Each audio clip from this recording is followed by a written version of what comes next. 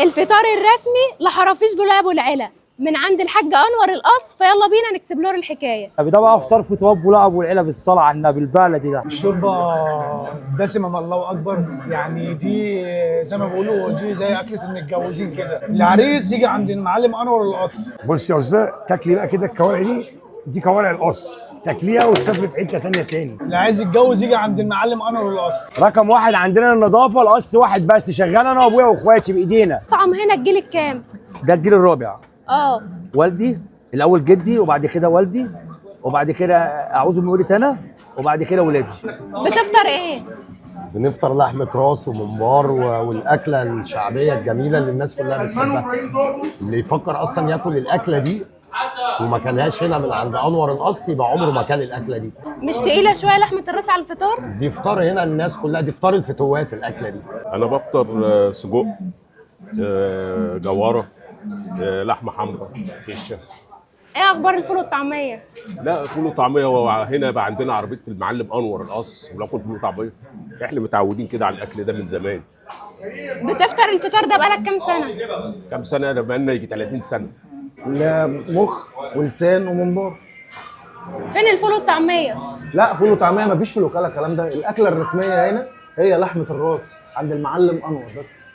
الناس دي بقى لهم 30 سنه هنا بناكل عندهم انضف اكل. جربت كتير الا هنا، المكان الوحيد المميز في كل حاجه، كل ما تتمنيه موجود هنا. وبنجيب طبعا حته اللحمه النظيفه من المذبح. احلى فطار. بتاكل هنا من امتى؟ يعني بقالي بتاع 5 سنين. 5 سنين؟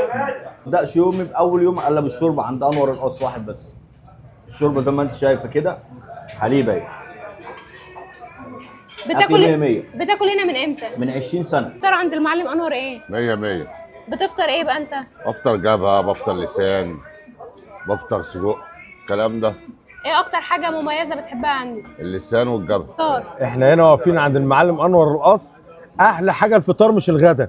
الناس قبل ما تيجي تشتري مننا في الوكاله قطع غيار او تشتري اي حاجه لازم ياكلوا هنا الاول، لكنهم بياخدوا البركه. والاكل نضيف جدا جدا جدا جدا، وان شاء الله انتظرونا الفرع الجاي في مراسي. اخبار الفطار؟ والله العظيم هنا ولا كلمه. هنا الكلام على اختلاف غير اي حد في الدنيا خالص، ولا سيده زينب ولا سيده اي حته. هنا بلابو العيله، قلت البلع، معلم انور وعياله، هي عيله كامله متكامله. ولا كل حاجه حلوه بسم الله ما شاء الله. يعني ما فيش اكل هنا، ما فيش اي لقمه هنا مش حلوه. اكتر حاجه بتحبها عند المعلم انور؟ كل حاجه، بس بالاكتر بحب السجق والمخ وحته هو كله الصراحه. انا كل يوم بنفطر هنا يعني، واكل ما شاء الله عليه، والناس دي اصلا